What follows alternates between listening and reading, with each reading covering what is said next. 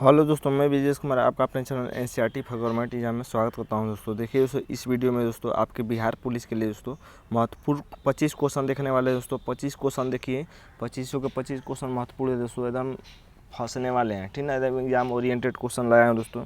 तो चलिए दोस्तों स्टार्ट करते हैं बिना देरी किए। वीडियो को लाइक शेयर अभी कर दीजिए, ठीक ना। तो चलिए दोस्तों स्टार्ट करते हैं। पहला क्वेश्चन देखते हैं आज का पहला क्वेश्चन है दोस्तों कि संविधान सभा की प्रथम बैठक कब हुई थी? बताइए कि संविधान सभा की प्रथम बैठक कब हुई थी दोस्तों। ऑप्शन है 9 दिसंबर 1946, 11 दिसंबर 1946, 13 दिसंबर 1946 की 21 दिसंबर 1946। क्या हो जाएगा आंसर दोस्तों पहले का? देखिए दोस्तों पहले का आंसर हो जाएगा ऑप्शन नंबर ए हो जाएगा। 9 दिसंबर 1946 को दोस्तों संविधान सभा की प्रथम बैठक हुई थी, ठीक ना। देखिए दोस्तों 9 दिसंबर 1946 को जो प्रथम बैठक हुई थी दोस्तों, तो इसमें 211 सदस्यों ने भाग लिया था। इसी दिन दोस्तों प्रथम अधिवेशन में ही दोस्तों अस्थायी अध्यक्ष चुना गया था। अस्थायी अध्यक्ष को आपके एग्जाम में दोस्तों कई बार पूछा गया है। अस्थायी को अंतरिम कहता है। क्या कहता है? अंतरिम। देखिए दोस्तों मोबाइल से वीडियो बनाता हूँ तो थोड़ा लिखने में दिक्कत होता है, ठीक है, तो समझ आएगा। तो अंतरिम, तो अस्थायी अध्यक्ष किसको चुना गया था? तो डॉक्टर सच्चिदानंद सिन्हा को चुना गया था दोस्तों। अस्थायी अध्यक्ष को ही अंतरिम अध्यक्ष कहते हैं। तो अंतरिम अध्यक्ष किसको चुना गया था? सच्चिदानंद सिन्हा को चुना गया था, ठीक ना। बात करते हैं दोस्तों, देखिए दोस्तों दूसरी बैठक कब हुई थी? तो दूसरी बैठक दोस्तों हुई थी 11 दिसंबर 1946 को, ठीक ना। 11 दिसंबर 1946 को बैठक हुई थी। इसमें अस्थायी अध्यक्ष चुना गया था। इसमें दोस्तों अस्थायी अध्यक्ष चुना गया था। किसको चुना गया था? तो डॉक्टर राजेंद्र प्रसाद को दोस्तों अस्थायी अध्यक्ष चुना गया था, ठीक ना। याद रखिए ये सभी महत्वपूर्ण क्वेश्चन है। 13 दिसंबर 1946 की बात करते हैं दोस्तों। तो 13 दिसंबर 1946 को दोस्तों उद्देश्य प्रस्ताव पेश किया गया था।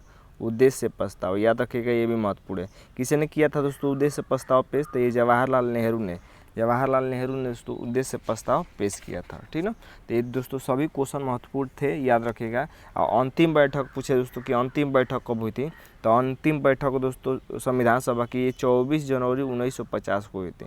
24 जनवरी 1950 को हुई थी। यहाँ से दोस्तों 5 से 6 क्वेश्चन मैंने बताया दोस्तों, इसको याद रखिएगा सभी क्वेश्चन। अगला देख लेते हैं दोस्तों दूसरा नंबर क्वेश्चन है कि संविधान सभा का गठन किसकी सिफारिशों के आधार पर किया गया था? तो किसकी सिफारिश के आधार पर दोस्तों संविधान सभा का गठन किया गया था? ऑप्शन है दोस्तों Mountbatten plan, Wavell plan, cabinet mission की लिथगो प्लान। क्या हो जाएगा दूसरे का आंसर?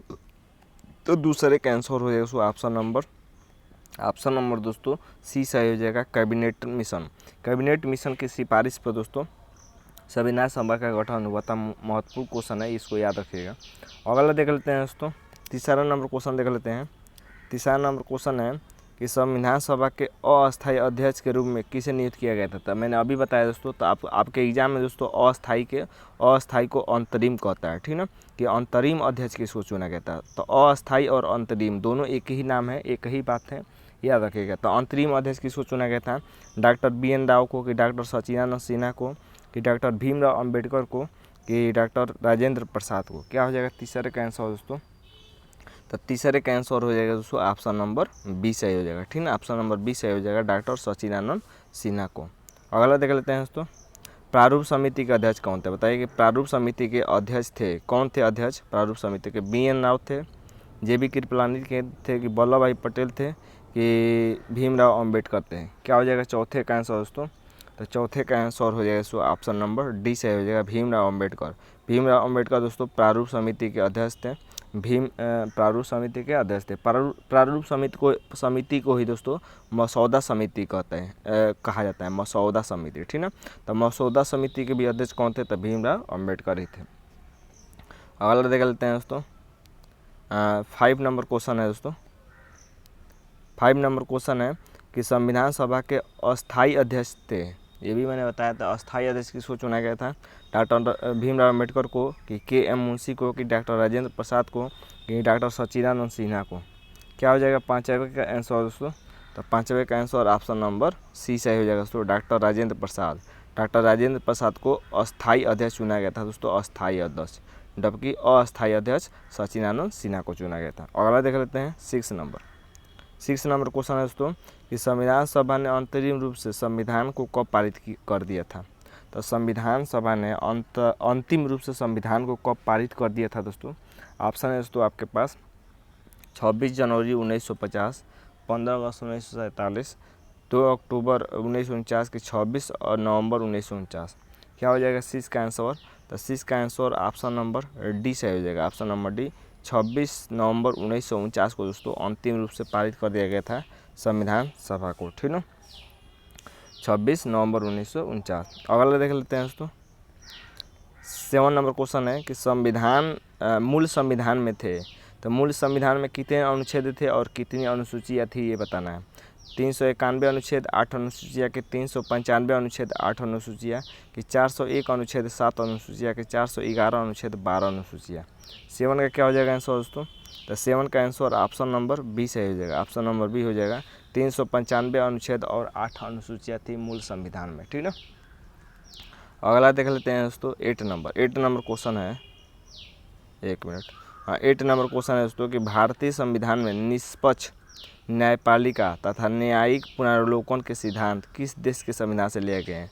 ये किस देश के संविधान से लिया गया है दोस्तों? निष्पक्ष न्यायपालिका और न्यायिक पुनरावलोकन। तो न्यायिक पुनरावलोकन किसके संविधान से लिया गया है?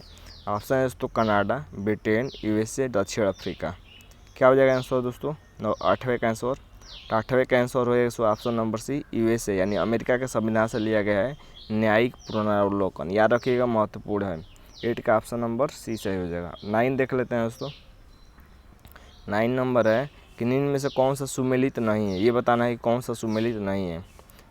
स्रोत है और ग्रहित शासन प्रणाली है। तो दक्षिण अफ्रीका से संविधान संशोधन लिया गया है कि कनाडा से संघीय शासन, ब्रिटेन से संसदीय प्रणाली लिया गया है कि आयरलैंड से प्रस्तावना लिया गया है। तो कौन सा सुमेलित नहीं है दोस्तों, ये बताना है। 9वें का आंसर। तो 9वां का क्या हो जाएगा दोस्तों? तो 9वां का ऑप्शन नंबर डी से हो जाएगा आयरलैंड से प्रस्तावना। ये आयरलैंड से नहीं लिया गया है, ठीक ना। आयरलैंड से लिया गया दोस्तों नीति निर्देशक तत्व लिया गया, नीति निर्देशक तत्व लिया गया है, ठीक ना। 7 काट लिख रहा हूँ, नीति निर्देशक तत्व लिया गया है आयरलैंड से। अगला देख लेते हैं दोस्तों 10 नंबर। इसको भी सुमेलित करना है। यहाँ पर संवैधानिक विशेषताएँ दिया है और इधर स्रोत दिया है, ठीक ना। यहाँ से आपको कई क्वेश्चन बन जाएंगे, ठीक ना। तो यहाँ पर इसको मैच करना है दोस्तों, मिलाना है इसको। कौन सा नंबर है? 10 नंबर है। तो 10 नंबर है दोस्तों। तो चलिए इसको मिलाते हैं। तो देखिए दोस्तों, 1 मिनट। देखिए दोस्तों, विधि शासन किससे लिया गया दोस्तों? तो ये लिया गया दोस्तों ब्रिटेन से। विधि मतलब कानून होता है। तो कानून वाला किससे लिया गया है? तो ये लिया गया ब्रिटेन से। पहले का चौथा हो जाएगा। उसके बाद नीति निर्देशक तत्व तो अभी मैंने बताया दोस्तों कि आयरलैंड से लिया गया है, आयरलैंड से, यानी ये हो जाएगा दोस्तों बी का तीसरा हो जाएगा। और उसके बाद दोस्तों समवर्ती सूची दोस्तों ऑस्ट्रेलिया से लिया गया है, ठीक है। तो ऑस्ट्रेलिया यानी दूसरा हो जाएगा। तो 4, 3, 2, 1 बच गया। आपातकाल किससे लिया गया है? तो ये जर्मनी से लिया गया है, ठीक ना। तो 4, 3, 2, 1 हो जाएगा। तो ऑप्शन नंबर बी सही हो जाएगा, ठीक ना। अगला देख लेते हैं दोस्तों 11 नंबर क्वेश्चन देख लेते हैं। 11 नंबर है कि भारतीय संविधान कुल कितने भागों में बटा है? तो भारतीय संविधान कुल कितने भागों में बटा है दोस्तों? 18, 21, 22, 27। क्या हो जाएगा 11 का आंसर? तो 11 का आंसर हो जाएगा दोस्तों ऑप्शन नंबर सी सही हो जाएगा। ऑप्शन नंबर सी 22 भागों में बटा है दोस्तों भारतीय संविधान। 12 नंबर देख लेते हैं दोस्तों। 12 नंबर है कि भारतीय संविधान किस दिन से पूर्णतः लागू हुआ? भारतीय संविधान किस दिन से पूर्णतः लागू हुआ? 26 नवंबर 1950, 26 नवंबर 1949, 26 अगस्त 1950, 26 जनवरी 1950। 12 का क्या हो जाएगा आंसर दोस्तों? तो 12 का ऑप्शन नंबर डी से हो जाएगा दोस्तों 26 जनवरी 1950 को दोस्तों पूरी तरह से लागू हो गया था संविधान, ठीक ना। अगला देख लेते हैं दोस्तों 13 नंबर। 13 नंबर है कि भारत गणतंत्र बना। भारत कब गणतंत्र बना दोस्तों? 15 अगस्त 1947, 26 नवंबर 1949, 26 जनवरी 1950 के 2 अक्टूबर 1952। क्या हो जाएगा 13 का आंसर? 13 का आंसर क्या हो जाएगा दोस्तों? तो 13 का दोस्तों ऑप्शन नंबर सी से हो जाएगा 26 जनवरी 1950 को दोस्तों भारत गणतंत्र हो गया, ठीक ना। 14 देख लेते हैं दोस्तों। 14 नंबर क्वेश्चन है कि निम्न में से संविधान में निम्न कौन सा कथन सत्य है? बताना है दोस्तों कि कौन सा कथन सत्य है, ठीक ना। तो चलिए दोस्तों ऑप्शन पढ़िए आप यहाँ पर। आपको इसके निर्माण में 2 वर्ष 11 माह 18 दिन लगे। 13 दिसंबर 1946 को जवाहरलाल नेहरू द्वारा उद्देश्य प्रस्ताव प्रस्तुत करने के बाद संविधान निर्माण की प्रक्रिया प्रारंभ हुई। 26 नवंबर 1949 को संविधान पर अंतिम रूप से 284 सदस्यों ने हस्ताक्षर किए कि ऑप्शन डी उपरोक्त सभी। कौन सा ये दोस्तों? देखिए दोस्तों, ऑप्शन नंबर डी सही हो जाएगा दोस्तों, उपरोक्त सभी। यहाँ से आपके 3 क्वेश्चन बनते हैं दोस्तों, तीनों क्वेश्चन याद रखिएगा, ठीक ना। अंतिम रूप से कितने लोगों ने हस्ताक्षर किया था? तो 284 लोगों ने। 15 देख लेते हैं दोस्तों, 15 नंबर देख लेते हैं। 15 नंबर है दोस्तों कि संविधान सभा के सदस्यों को निम्न में से किसने प्रत्यक्ष रूप से निर्वाचित किया? तो किसी ने प्रत्यक्ष रूप से निर्वाचित किया दोस्तों? ऑप्शन है प्रांतों की विधानसभाओं ने सभा ने, संघीय व्यवस्थापिका ने, प्रत्यक्ष मतदान ने कि ए और बी दोनों। क्या हो जाएगा 15 का आंसर दोस्तों? तो 15 का ऑप्शन नंबर डी सही हो जाएगा, ए और बी दोनों, ठीक है। 16 देख लेते हैं दोस्तों। 16 नंबर है कि भारतीय संविधान की प्रस्तावना के अनुसार भारत के शासन की सर्वोच्च सत्ता किस में निहित होती है? महत्वपूर्ण क्वेश्चन है। भारत की सर्वोच्च सत्ता किस में निहित होती है दोस्तों? भारत के शासन की जनता में, संसद में, राष्ट्रपति में कि सर्वोच्च न्यायालय में? 16 का क्या हो जाएगा आंसर दोस्तों? तो 16 का ऑप्शन नंबर ए सही हो जाएगा, ठीक ना। जनता में दोस्तों भारतीय शासन की सर्वोच्च सत्ता निहित होती है। 17 देख लेते हैं दोस्तों। 17 नंबर क्वेश्चन है कि भारतीय संविधान के किस भाग को उसकी आत्मा की संज्ञा दी गई है? महत्वपूर्ण है कि आत्मा की संज्ञा किसको दिए गए हैं? मूल अधिकार को, संवैधानिक उपचारों के अधिकार को, प्रस्तावना को कि संवैधानिक प्रक्रिया को? 17 का क्या हो जाएगा आंसर दोस्तों? तो 17 का ऑप्शन नंबर सी सही हो जाएगा। 17 का ऑप्शन नंबर सी सही हो जाएगा दोस्तों। प्रस्तावना को दोस्तों भारतीय संविधान की आत्मा कहा गया है, ठीक है। भारत को उसकी आत्मा की संज्ञा दी गई है। याद रखिए दोस्तों, भीमराव अम्बेडकर ने दोस्तों किसको संविधान की आत्मा कहा है? तो अनुच्छेद 32 को तो दोस्तों भीमराव अम्बेडकर ने भारतीय संविधान की आत्मा कहा है। ये महत्वपूर्ण है, याद रखिएगा। अगला देख लेते हैं दोस्तों 18 नंबर क्वेश्चन है कि संविधान के अनुसार भारत क्या है? परिसंघ है, राज्यों का संघ है, संघ है कि ये सभी? क्या हो जाएगा 18 का आंसर दोस्तों? तो 18 का ऑप्शन नंबर बी सही हो जाएगा। भारत राज्यों का क्या है? संघ है, ठीक ना। अगला देख लेते हैं सो 19 नंबर है कि भारतीय संविधान के अनुसार भारत है। तो भारतीय संविधान के अनुसार भारत क्या है दोस्तों? प्रभुत्व संपन्न लोकतंत्रात्मक गणराज्य है, प्रभुत्व संपन्न धर्मनिरपेक्ष लोकतंत्रात्मक गणराज्य है, प्रभुत्व संपन्न धर्मनिरपेक्ष समाजवादी गणराज्य है। ये ऑप्शन डी प्रभुत्व संपन्न पंथनिरपेक्ष लोकतंत्रात्मक गणराज्य है। क्या हो जाएगा दोस्तों 19 का आंसर? तो 19 का आंसर दोस्तों ऑप्शन नंबर डी सही हो जाएगा, प्रभुत्व संपन्न पंथनिरपेक्ष लोकतंत्रात्मक गणराज्य है। महत्वपूर्ण है, याद रखिएगा, ये भूलिएगा मत दोस्तों, आ सकता है एग्जाम में। अगला देख लेते हैं दोस्तों 20 नंबर है कि संविधान सभा का सलाहकार किसे नियुक्त किया गया था? तो संविधान सभा का सलाहकार किसे नियुक्त किया गया था? एन गोपाल स्वामी अयंगर को, AK अय्यर को, BN राव को कि भीमराव अम्बेडकर को? 20 का क्या हो जाएगा आंसर? तो 20 का ऑप्शन नंबर सी सही हो जाएगा। BN राव को दोस्तों संविधान सभा का सलाहकार नियुक्त किया गया था। 21 देख लेते हैं दोस्तों। 21 नंबर है कि संविधान सभा की झंडा समिति के अध्यक्ष थे। तो झंडा समिति के अध्यक्ष कौन थे दोस्तों? ऑप्शन है जवाहरलाल नेहरू, वल्लभ भाई पटेल, JB कृपलानी, जगजीवन राम। 21 का क्या हो जाएगा आंसर? तो 21 का ऑप्शन नंबर सी सही हो जाएगा, JB कृपलानी दोस्तों झंडा समिति के अध्यक्ष थे। अगला देख लेते हैं 22 नंबर। निम्नलिखित में से कौन सा युग सुमेलित नहीं है? कौन सा सुमेलित नहीं है इसको बताना है 22 नंबर में, ठीक ना। देखते हैं क्वेश्चन, यहाँ पर दिया है कि संघ संविधान के अध्यक्ष जवाहरलाल नेहरू थे, प्रांतीय संविधान के वल्लभ भाई पटेल थे, संचालन समिति के डॉक्टर राजेंद्र प्रसाद थे, और मूल अधिकार समिति के अध्यक्ष M सदाउतुल्ला थे। तो कौन सा सुमेलित नहीं है दोस्तों? क्या हो जाएगा आंसर?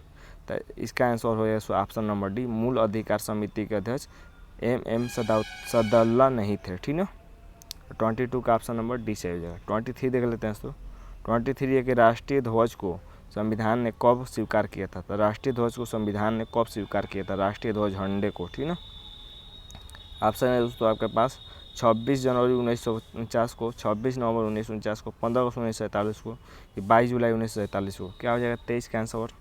23 का ऑप्शन नंबर डी सही हो जाएगा दोस्तों। 22 जुलाई 1947 को झंडा को, अपने राष्ट्रीय झंडा को दोस्तों स्वीकार किया गया था, ठीक ना। अगला देख लेते हैं दोस्तों 24 नंबर, संविधान सभा ने राष्ट्रीय गान को कब स्वीकार किया था? तो राष्ट्रीय गान को कब स्वीकार किया था? ऑप्शन है दोस्तों 24 जनवरी 1950, 26 जनवरी 1950, 15 अगस्त 1947 की 22 जुलाई 1947। तो राष्ट्रीय गान को कब अपनाया था दोस्तों? 24 का क्या हो जाएगा आंसर? तो 24 का ऑप्शन नंबर ए सही हो जाएगा दोस्तों। ऑप्शन नंबर ए 24 जनवरी 1950 को दोस्तों राष्ट्रीय गान को अपनाया गया था। ठीक ना। लास्ट क्वेश्चन देख लेते हैं दोस्तों, आज का लास्ट क्वेश्चन। भारत में गणतंत्र की स्थापना की प्रेरणा किस देश के संविधान से प्राप्त हुई है? तो गणतंत्र की स्थापना की प्रेरणा किस देश के संविधान से प्राप्त हुई है? कनाडा के, फ्रांस के, यूएसए के, ब्रिटेन का? 25 का क्या हो जाएगा आंसर? तो 25 का ऑप्शन नंबर बी से हो जाएगा दोस्तों फ्रांस के संविधान से दोस्तों प्राप्त हुई है गणतंत्र की स्थापना की प्रेरणा। ठीक ना। तो उम्मीद करते हैं दोस्तों कि क्वेश्चन आपको अच्छे लगे होंगे। कमेंट बॉक्स में अपना स्कोर जरूर बताइएगा कि 25 में से आपका स्कोर कितना रहा है। ठीक है। तो आज के लिए बस इतना है दोस्तों। धन्यवाद दोस्तों।